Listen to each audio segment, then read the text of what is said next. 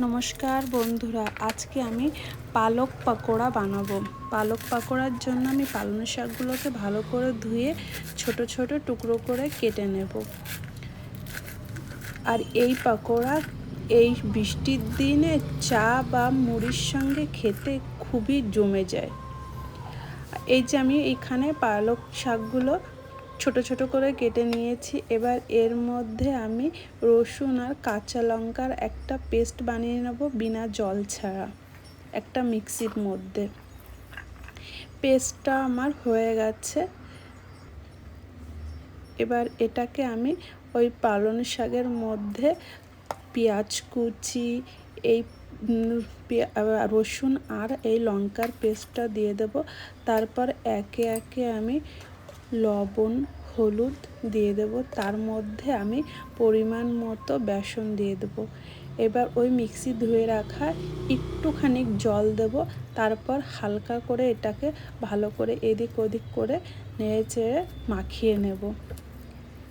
মাখাটা যাতে একদম পাতলা না হয়, একটু গ্রেভি টাইপের থাকবে, যাতে ভাজতে কোনো অসুবিধা না হয়। এবার বন্ধুরা, আপনারা কিন্তু এটা ঘরে অবশ্যই আজকালকার দিনে এটা ট্রাই করুন। বর্ষার সময় তো খুবই খেতে সুন্দর লাগে। এবার আমি এদিকে একটা কড়াই নিয়ে নিয়েছি, ওর মধ্যে কিছুটা তেল নিয়ে নিয়েছি। এবার ওই তেলের মধ্যে আমি ছোট ছোট করে এই পালকগুলো ভেজে নেব। আপনারা চাইলে যে যেরকম ইচ্ছা সেরকম শেপ দিতে পারেন। আমার এইটুকু মনে হলো, আমি এরকম শেপ দিয়েছি। এবার এটা আমি যতক্ষণ গোল্ডেন না হবে ততক্ষণ আমি এটাকে ফ্রাই করব। এটা বন্ধুরা ডুবো তেলে ভাজতে হবে।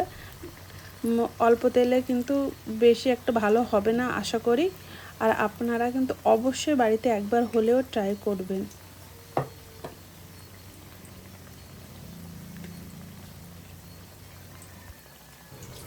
আর বন্ধুরা, আমার ভিডিওটা ভালো লাগলে একটা কমেন্ট, শেয়ার আর লাইক করতে একদমই ভুলবেন না। আপনাদের কাছে আমার এই অনুরোধ রইল। বড়াগুলো আমার ভাজা হয়ে গেছে। এটা আপনারা ডাল ভাত বা মুড়ি চায়ের সঙ্গে এটা খেতে খুবই ভালো লাগবে। আর অবশ্যই বর্ষার দিনে তো খুবই ভালো লাগবে।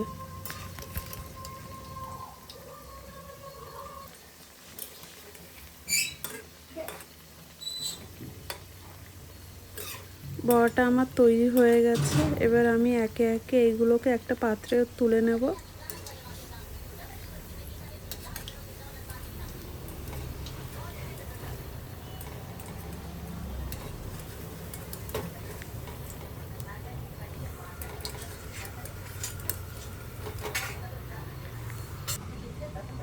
আজ তাহলে এখানে শেষ করছি বন্ধুরা।